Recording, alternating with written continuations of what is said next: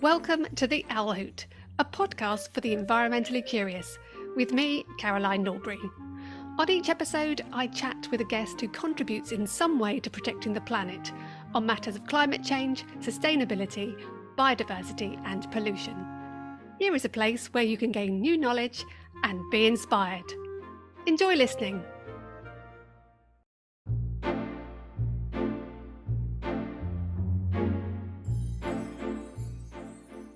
Daniel Webb is the founder and director of Everyday Plastic, an evidence-led social enterprise delivering educational resources and campaigns to tackle plastic pollution.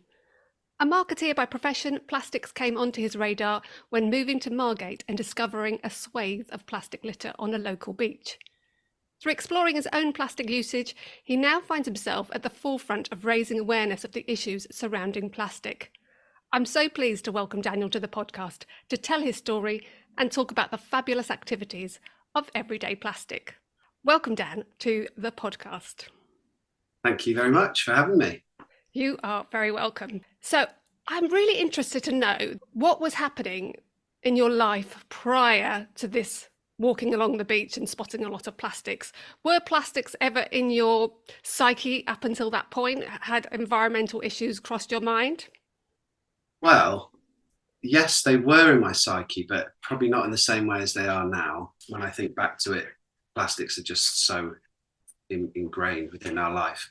You can almost be blind to them, and the same with sort of pollution issues, that related to plastic. You see it everywhere. You walk down the street and there's rubbish everywhere, and sometimes it's not until you switch onto it that you start to notice it. So I guess maybe I wasn't switched on in the same way as I am now. In terms of environmental issues, I was really just starting to read a lot more about climate change in particular. And as you said in the intro, I used to work in marketing, and I think I struggled with how climate change and other environmental issues were being communicated. This would be 6 or 7 years ago. It all felt very abstract. I don't know if you've read that Naomi Klein's This Changes Everything, which is an incredible book and really kind of shifted my understanding of perception. But my God, it's a very heavy, doomy, distressing book. So that's not for everyone. And I really felt that that I wanted to do something. I didn't know what it was. I just felt that I had this. I was reading more and more, and connecting the dots a little, and like you say, the move to Margate really just opened my eyes to this waste plastic waste, pollution, particularly on the beaches. I remember running along the promenade, and it was after a storm, heavy storm, September or something, and just seeing loads of waste within the seaweed, like loads, and some of it not recognizable, some of it with packaging with different languages on, some of it from potentially a different era. So my brain just started whirring away, and I knew that I started reading more, and again found the same thing. All the stats that I was reading, there's going to be 8 billion tons of plastic have entered the ocean since 1950, or there's going to be more plastic than fish in the sea by 2050. No idea what that looks like. So abstract, can't connect to that at all. So that's really kind of sparked the idea behind Everyday Plastic, really. And how was it for you thinking, right, well, I'll just collect my plastic. There's nowhere to put it. Did you have a plan? Did you think what this was going to look like when you started collecting plastic? No, I did not have a plan, and I'm kind of glad I didn't really. I think, so wanting to do something, that something was to collect all my plastic waste for a year. And, one of the other catalysts was the fact that I wasn't offered any recycling at my flat. So I was kind of like, what's happening to all my stuff then? If it's not getting collected for recycling, how effective is recycling? How much stuff am I bringing home from the supermarket? What's it being used for? So I had all these questions, and I kind of wanted to find out. I wanted to understand what I was throwing away, but more than anything, I just felt really bad about it not about it being thrown away and not being recycled. And back then, I thought recycling was the core solution to this issue. But obviously, this whole journey has revealed something quite different. So you got to your end of your year, you've got all this plastic. Then you had two things. You made a mural out of it, and you also, prior to that, you worked with Dr. Julie Schneider on a report. What did that tell you about this year-long collection? Yeah, so it was actually the other way around. So we made the mural first, or we actually did both things at the same time in a way. So I had all these bags in my spare room. Julie and I, we took on this big music venue in Margate called Dreamland, and we got some friends together, some other volunteers, and we emptied all the bags out onto the floor, and we started separating it, counting it, categorizing it, weighing it. We covered the floor of the venue. It's 2,000 capacity music venue, and we covered the floor with my stuff.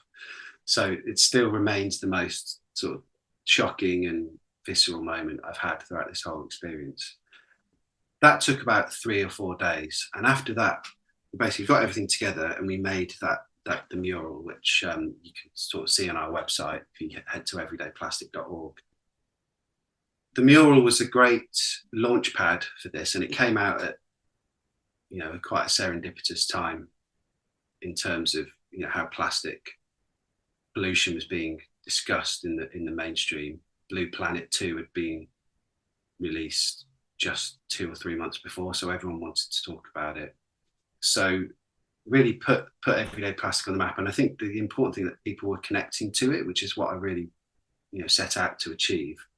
But then Julie and I went away to crunch the numbers. I mean, I say I crunched the numbers. This is Julie's remit for sure. She developed, I think 25 spreadsheets or something crazy like that to really analyze. And we used lots of publicly available data, cross-referenced a lot of stuff. So it was really, we developed a really robust sort of methodology to do that. And we found out that I threw away 4,490 pieces of plastic in 1 year, which when I go out and talk to people about this, I ask whether they think they throw away more or less. And you kind of get half and half. Some people think they throw away more and others less, which is interesting to me because I wanted to understand if I was average, if this was an honest representation of what was being thrown away. And it turned out that by weight of those pieces, it comes under the average compared to an EU citizen. So I'd actually given up plastic bottles. So I wasn't drinking water out of plastic bottles. So maybe if I'd had, 1 a day or 5 a week over that year, that would have got it close to the average. But still, it just shows you, if you imagine that my waste was 4,490, what would it look like if everyone's waste was similar, and what would that look like over 10 years or across the world? It's quite a frightening experience. Yeah, I can imagine. And plus the fact, throughout that period, I imagine there must have been a slight tussle in your head because you're accumulating all this plastic and you're building this like a relationship with this plastic, and that it must be a bit of an antithesis. You don't want to be collecting it, but you want to be able to demonstrate what you're collecting. So I hear that through the fact that you thought, well, I can't collect plastic bottles as well when I know how much already I'm collecting. So it was already starting to shape your experience of going out in the world and buying stuff, I imagine. Yeah, definitely. And it was kind of my swan song year of consuming in the way that I was. I felt that plastic bottles aside, I just wanted to make sure that I didn't stop. If my instinct told me to buy something in the supermarket or wherever, from online, whatever it was, to follow through on that. And obviously, by doing this experiment, you're just connected to it all the time. Every time I picked something up, I was conscious of what I was buying, which is quite a difficult position really, because that's kind of what convenience is aims to avoid, is that that you chuck things into your trolley or your basket without giving it a second thought. And these 4,490 pieces I'd spent, everything cost money, but I barely remembered using any of it. And I think that's the kind of the scary bit, that we're generating, we're spending all of this stuff, and there's still there's a legacy to what we've spent sitting in front of us or in our bins. And I think that's where I started to just, I always related to sort of seeing through the matrix. Plastic pollution, plastic's not just an environmental issue. It has huge societal impacts, cultural impact. It's a huge driver of our economy, if you think about it, in the way that we, the way that we consume. If you go to a shopping centre, you try and walk, those big shopping centres, you try and walk through there without, imagine what it would look like if had plastic never been invented. Basically, it wouldn't exist. So it was really interesting to start seeing things in a very different way. You raise a very important point there, or at least it seems to be in my mind, in that it's so intrinsic to everything that we do, and trying to imagine a world without it is just almost impossible. It's complicated. It has all those different nuances. The economics you talked about, the social impacts. It would be easy then at the end of that year to go, oh my goodness, this is crazy big, crazy complicated, and overwhelming. And how can I make a difference? But you obviously didn't do that. How did you? I'm interested in the struggle of dealing with that complexity and wanting to make a difference. Where did you see that you could make a difference and go forward with it? That's a good question. And I think what I've enjoyed, I suppose, about this whole journey is that it's evolved, and I've reacted and responded to kind of what's been put in front of me. So it was never, I'm setting up Everyday Plastic and I'm going to do this, that, and do talks, and I'm going to start big campaigns. It's all kind of grew very organically. And like I say, I responded to when the mural was installed, I was it was all over the press. It was crazy, and that was never an intention. It just happened, and because it was some people were connecting to it, and that's, like I say, what was my objective. And I was being asked to go on like the Daily Politics show and on TV, and it's just like, what is happening? Like I'm massive imposter syndrome, obviously. But what I think I enjoyed was how people responded to it and asked the question, oh my God, this could be me. This is what mine would look like.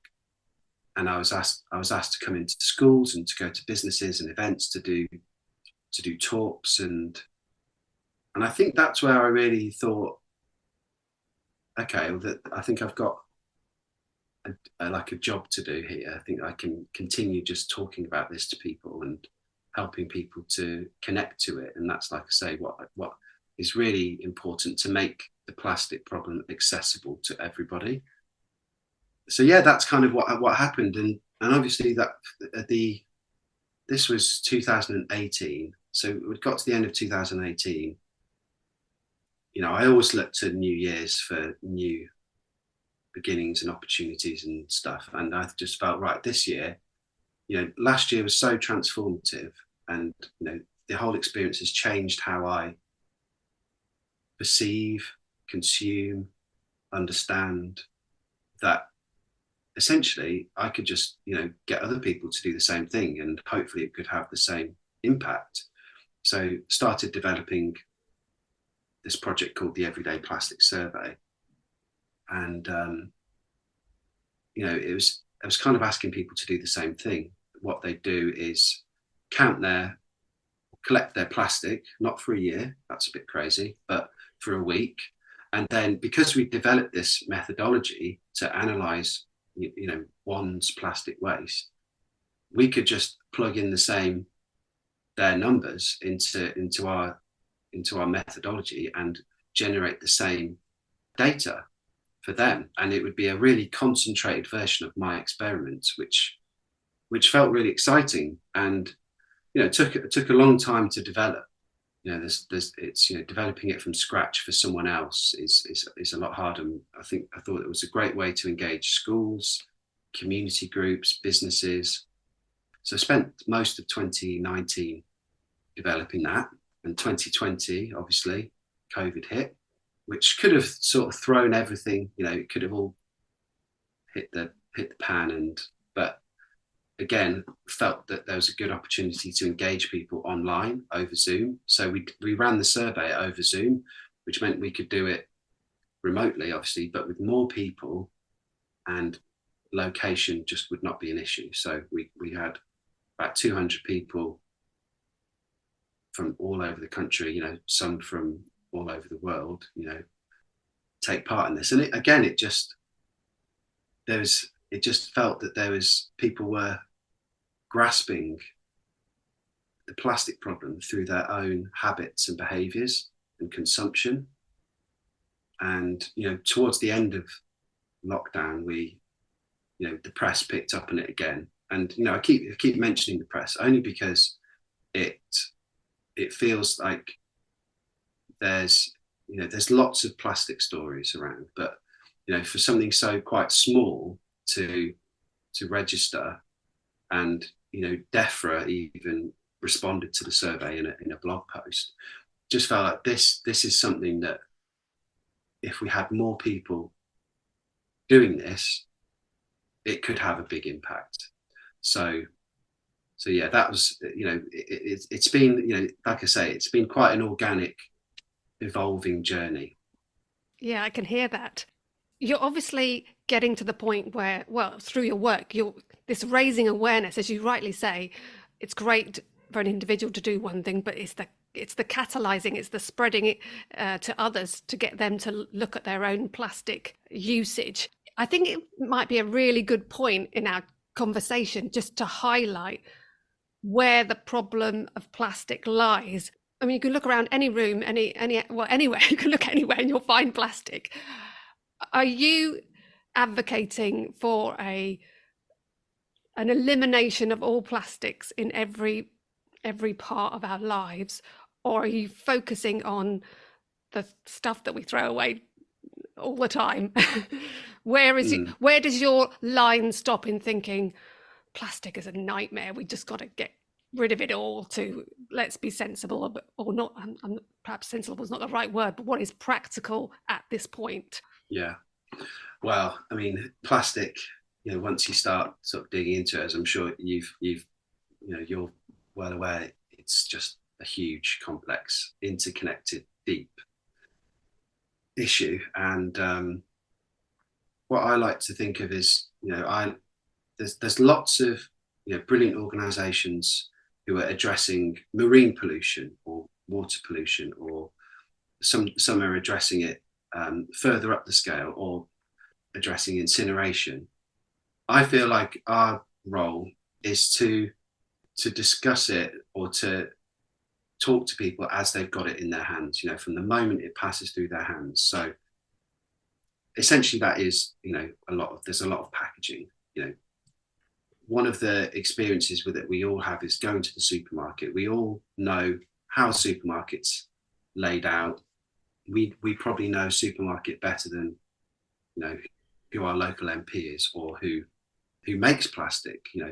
So I think I'm really focused on trying to get public awareness, understanding, and creating public demand, and get that really bubbling away, because that's when we can start taking it up the chain to the supermarket CEOs, to the FMCG giants like Unilever and Nestle, and to the big fossil fuel and chemical companies, who are the ones responsible for this. I mean, it's very hard to pin blame on anyone, and I think blame's an awful word. It's because it's so huge. I suppose kind of lost where where we were going. But I think reduction is obviously very, very important, and reduction can only happen if the amount of plastic that is produced is halted. I don't think it's possible now to live in a world without plastic in many of its forms. You know, not that cash is going to be around for much longer, but our cash is plastic. Our credit cards are plastic. You know, plastics in our planes, in our electric vehicles, in our home devices. So it's almost impossible to imagine a world without plastic. I think there is an opportunity for significant reduction through packaging. I think a lot of packaging is the cause of a lot of waste. You know, if you do look at marine pollution, most of the stuff you're seeing is single-use packaging, and that's the stuff, you know, when you think of an iPhone or a car, that's not stuff that's getting thrown away almost, you know, however many times a day. So yeah, I think single-use packaging is really the area in which certainly I want to focus our work on, but I think is where, you know, the work we should be focusing on, you know, governments in particular and industry. And what are you finding as a result of doing these surveys? Are you getting feedback from people going, oh my goodness, I am now totally switched on to what I'm buying? Are you getting that sort of sense that people are acting on the information they're discovering? I think so. I think it's very difficult for people because of how us, you know, particularly, you know, I keep referencing supermarkets, but you know, our supermarket systems are set up.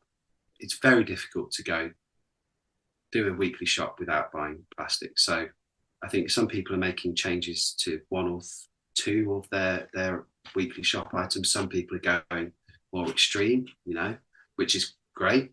But, you know, I think one of the things that we want to be able to do is make living with less plastic more affordable and more accessible. And that's not necessarily alternatives or swaps, you know, in terms of packaging, but, you know, reduction, and you're really focusing on reuse and refill, because that could have significant effects on how much plastic is entering our system and how much we end up throwing away. So I think that's where I think, you know, our job is to kind of kick people off, kickstart their journey. And, you know, obviously we want to manage them through that journey. But, well, you know, the big plastic count, which we launched last year, is a perfect opportunity for anyone to take part, no matter what your experience or knowledge of plastic, no matter your age or your background. It is designed to be accessible to anyone, and an entry level way to start kickstart your less plastic journey. And what does that look like for someone if they want to engage with that? So yeah, the big plastic count was again another evolution from the Everyday Plastic Survey, which I mentioned earlier. So as I said, we had this big sort of, you know, this response from DEFRA, lots of press to this very small survey that we did. And if we could take that, you know, we could do that at scale, then I feel like we could have a really big impact at every single level, public and industry and government. So I was looking for partners to work with us on this, and I was approached by Greenpeace who wanted to do a big public awareness campaign, family friendly, a bit less sort of spiky, a bit less Greenpeacey. You know, obviously have some provocation in there, but so, you know, I couldn't think of a more perfect partner than Greenpeace for this. So I was really, really, really delighted, and obviously had come a long way from, you know, that moment of collecting my plastic or deciding to collect my plastic for a year to working on a big national campaign with Greenpeace. So the Everyday Plastic Survey evolved into the Big Plastic Count, which again, the brief is very simple. What we were inviting people to do from in their homes, was to count their plastic waste for a week. So every time they threw something in the bin, they'd tick it off on a little chart that we developed. And at the end of the week, they'd count it all up and submit their data into our website. So what that would immediately generate is their personalized household plastic footprint. So that would tell them how much they threw away, what it was used for, such as food and drink, or cleaning and toiletries, and what would happen to it, how much would get recycled, exported, landfilled, incinerated. So that was a way to help people to see how much, I think just knowing how much you throw away in a week is a frightening figure, and what it would look like if it was scaled up. What would that look like if we scaled it up to a year? What would it look like if every household in the country threw away the same as you? So that's something to really get them going. And obviously by counting what they're throwing away, if they can see what they're throwing away most of. So for many people, it was fruit and veg packaging. And as you can imagine, lots of snacks. We're a nation of snack lovers, that's for sure. But the positive thing for that is that we could, every time someone entered their data, we would collect all that, in our system. So not only was it a personal household learning experience, but it would also hopefully give us enough evidence and data to put pressure on the government and business to make changes. So we needed big numbers, and we actually had almost 100,000 households take part and submit their data. It worked out at about 250,000 people in total. And between them, they counted 6.5 million pieces of plastic. It worked out that an average per household would be about 66 pieces. So when with such a large sample size, to be able to assume that if that was typical of every household in the country, it would mean that we're throwing away 1.85 billion pieces of plastic packaging every single week, almost 100 billion a year. So quite a terrifying figure, and most of it was food and drink packaging. 83%, in fact, was food and drink packaging. And I'm going to come back to the supermarket again. Most of that is going to be available from the supermarket. We're creating a picture, I think, for people, and I think that's the important thing as well, is to be able to visualize it and present a bit of a narrative. And I suppose terrifyingly, we found that only 12% would end up being recycled in this country. More, in fact, would get exported to other countries, which just shows the system is completely broken. I mean, we're incinerating half of it pretty much. So there's no, the industry and the government just see no other way to get rid of our waste than to burn it.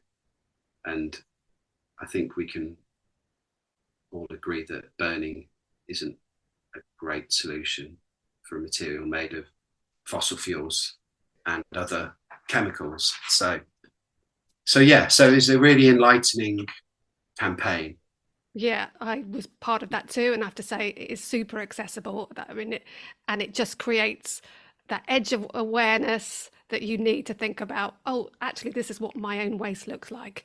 And I'm imagining that it's probably an underestimate of data that you collected, because people that tap into the plastic count are probably already slightly switched on to the idea that single-use plastics, throwaway plastics is not a great idea. So the data is very, very scary. And then you bring in that, we all like to think that, okay, I've collected a lot of plastics, but maybe I put it in the recycling bin. That's going to be fine. And then you hear that what happens to it afterwards, after it leaves your house in your recycling bin. You're hopeful that it's all going to go to some good use. Exactly. And yeah. It's and if that alone doesn't go, I've got to do something about what the plastic that goes in my bin. I don't know what does. Exactly. Yeah, it's terrifying. It's a terrifying thing, and it's hard to put a positive spin on it because it is quite scary, shocking. It can make people feel quite angry and guilty. Mm-hmm. Mm-hmm. But actually, what I think it does is, like I say, it starts to build this mass awareness. And I think we just want to keep going with it. So we're doing it again later in the year, in October this year, which is really exciting. Again, we want to engage lots of young people, and schools. We think there's such a great opportunity to engage with young people. And yeah, teaching they the all next know a generation lot is more. Yeah, exactly. And they're they are in tune with it. I think it's, and there's ways in which to educate, I suppose, and to empower. So, and we feel that this is one of them. Yeah, and I like you're saying empower. I think it is something that you can do something with, because we're all coming into contact with single-use plastics on a regular basis, even if you just are skimming some of the easy wins off Yeah, your choices, and definitely. just raising that awareness to the point where when you come in and you hit campaigns or policymakers or supermarkets and you're saying, really, we've got the public behind us. If you've raised that awareness already, that's got to make the pressure build, hasn't it? So Yeah, the value of raising those numbers of awareness is really good, isn't it? yeah. And I don't think things would be, supermarkets or governments wouldn't be making pledges or promises if it wasn't for public demand. So I think that's, we I think a lot of the time, we can feel a bit helpless, but actually every single thing you do is a is an activism, a moment of activism. Or if you choose the loose potatoes over a bagged potatoes, that's you making a conscious decision. And so, and the more people who do that kind of thing, we're all encouraged to go out and vote, aren't we? And I think it's the same thing. We must, the more that each of us can do, and I think collectively, then that starts to build a new movement, and industry will just react to what the public want. And I think that's what we have to do. Absolutely. So as I draw this to a conclusion, because it would be easy to talk about this subject in every direction for the next Yeah. couple of hours, I was wondering what the future held for you and everyday plastic. Have you got a vision of what it might look like in the future? Yeah. So, it's hard to, to see what's going to happen in the future, of course, but we're really focused on building slowly and running the big plastic, continuing with the big plastic count. Hopefully we can continue to build data and evidence and help to people to understand and raise awareness through that project. We've got a new campaign called Choose Loose, which is kind of a response to our findings from the big plastic count. So we found that fruit and veg packaging was the most commonly counted item. Turns out that about every household would throw away about 10 pieces per week. So almost 300 million a week, collectively across the country. So we've been working with WRAP, who published some research last year saying that packaged fruit and vegetables don't necessarily extend shelf life or freshness, and can in most cases increase the amount of food waste. That's because if you think of, you only need 3 potatoes, but you have to buy a bag of 8, you use those 3 potatoes and those potatoes start sprouting in the bottom of your cupboard and you have to throw them away.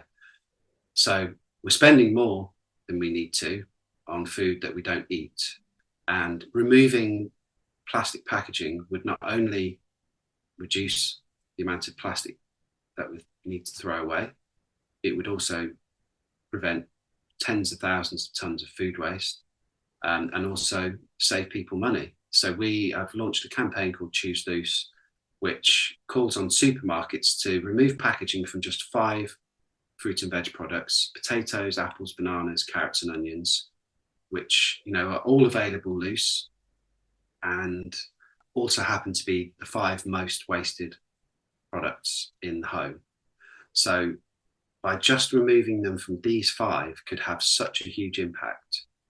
And it feels like a simple and effective solution that is proven to work. So that's what we're working on. We've got a petition live at the moment. We're working with our friends at City to See on this.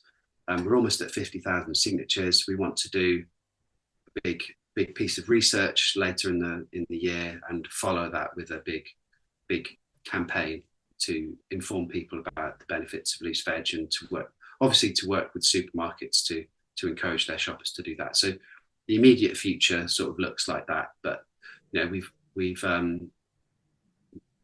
I think our mission and vision are very simple. We want to see a society that has access to a life with less plastic, and that can be that is fairly broad. So I think that's what we're really focused on trying to deliver through our work. I think that's a great slogan, a life with less plastic. And I think the campaign is super, because it really, okay, you're choosing 5 key fruit and veg that could just start a ripple effect, couldn't it? And exactly, potatoes, potatoes are quite a bugbear of mine, having to buy a bag of potatoes. It's crazy. We were talking to someone the other day, and they were saying that they wash the potatoes when they get them, and then in some cases they reapply mud to make them look more earthy. Yes. And for carrots, they peel them so they look more orange but actually that's what makes them go off quicker. So it's all done with an imagined consumer desire, when that's what consumers would expect now, because that's what they know. So there's a big behavior change and a big public education piece to be done as well. And supermarkets have got to be involved with that, and they've really got to lead on it. We want to sort of accelerate it. They're committing to things at the moment, but it's slow. Put it that way. Yeah. Yes. Keep at it. Yeah, exactly. That's what I would say. One last question. I have to just edge this in. Just what are your thoughts and feelings about plastic in the future? Yes, good question. Well, I think things are happening. There's a big global plastics treaty that is being drawn up by as part of the UN Environment Programme. So there's lots of NGOs, important people who are part of those negotiations over the next two years, and that will be a legally binding treaty that governments around the world will have to implement. So I think I have to be, my job is to be an optimist. So I think we have a big opportunity. We're at that moment now, I think, over the next few years, where things can really take a turn, and it could happen quite quickly. I think companies like Coca-Cola know what's coming, so they're investing quite a lot in their reuse at the moment. I mean, whether it's enough, who knows? But we need to. I think I'd like to be positive and think that the amount of things that are happening can really turn the tide. There's lots of work to do. There's lots of sort of greenwashing to bust, and I think we want to see better systems, and I think that's what we have to push for. And I think through sort of learning and campaigns and the supermarkets, I think there's a big opportunity to do that. Yeah, absolutely. Yeah, we definitely need systemic change. It's been marvellous talking to you, Dan. As I say, I could have gone into so many different avenues, but I can't. So maybe another time. Thank you very much. Yeah, thanks very much for having me. You are most welcome. Thank you. Plastic is a huge pollution problem. They are embedded in our everyday lives to the point of being so familiar that it seems impossible to imagine a world without it. However, Dan is connecting people to their plastic waste through campaigns, research and education, sharpening the focus of what we are throwing away. By choosing a life with less plastic, a growing body of people can nudge the government and businesses to look for alternative ways of packaging the things we buy. We can also sign petitions such as the Everyday Plastic and City of Sea Choose Loose campaign. You can find the link for this petition and other information about everyday plastic in the show notes. In producing this episode, I'd like to thank Andy Shaw for audio editing, Jeremy Jones for providing the music, and to you for listening. Don't forget you can follow the podcast to get automatic access to each new episode. And it would be lovely if you could rate, review and share it too. It really helps. Until next time, bye for now.